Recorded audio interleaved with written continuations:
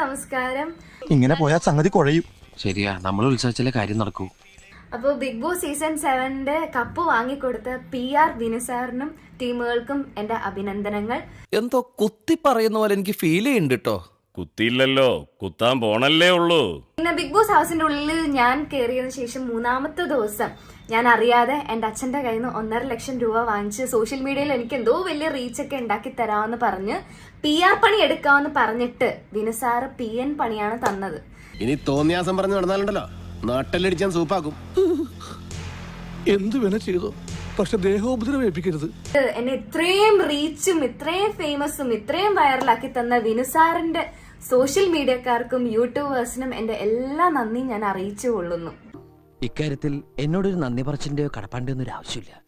അയ്യോ, ഒരാളോട് ഒരു സ്പെഷ്യൽ താങ്ക്സ് പറയാൻ മറന്നുപോയി. അതായത് സീസൺ 5 വിനു സാർ PR പണിയെ എടുത്ത് വിജയിപ്പിച്ച അഖിൽ മാരാരനോട്. ഷാജി ഏട്ടാ, ഇവിടെ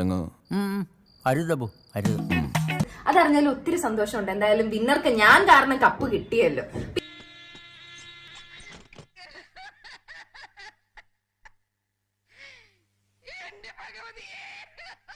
പിന്നെ അഖിൽ മാരാറിനോട്, മാരാറ് കൊട്ടിയാൽ മാക്രി അറിയുമായിരിക്കും, പുതിയ പഴഞ്ചൊല്ല കഴിഞ്ഞ ആഴ്ച റിലീസായുള്ളൂ.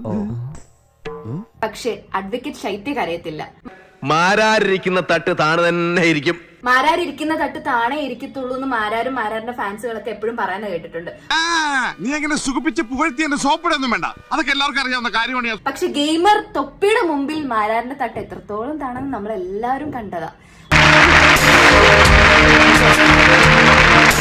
നിലപാടുള്ളവർക്കേ ശത്രുക്കൾ ഉണ്ടാവത്തുള്ളൂ. ബാക്കിയുള്ളവരുടെ പ്രീതി പിടിച്ചു കിട്ടാൻ വേണ്ടിയിട്ട് എനിക്ക് എന്റെ നിലപാട് മാറ്റാൻ ഞാൻ ഉദ്ദേശിക്കുന്നില്ല.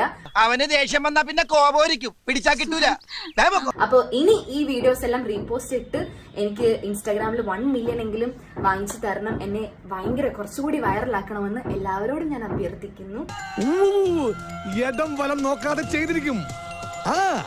അപ്പൊ എന്തായാലും എന്നെ ഇത്രയും വൈറലാക്കി തന്ന എല്ലാവർക്കും ഒരിക്കൽ കൂടി നന്ദി പറഞ്ഞുകൊണ്ട് ഞാൻ നിർത്തുന്നു. Thank you so much. രക്ഷപ്പെട്ടു. അങ്ങനെയെങ്കിലും ഒന്ന് ഒഴിവായി കിട്ടുമല്ലോ. ഇവിടുത്തെ നാട്ടുകാർക്കും മണവാളാൻ സൽസിന്റെ പേരിലും എന്റെ വ്യക്തിപരമായ പേരിലും ഞാൻ നന്ദി രേഖപ്പെടുത്തിക്കൊള്ളുന്നു.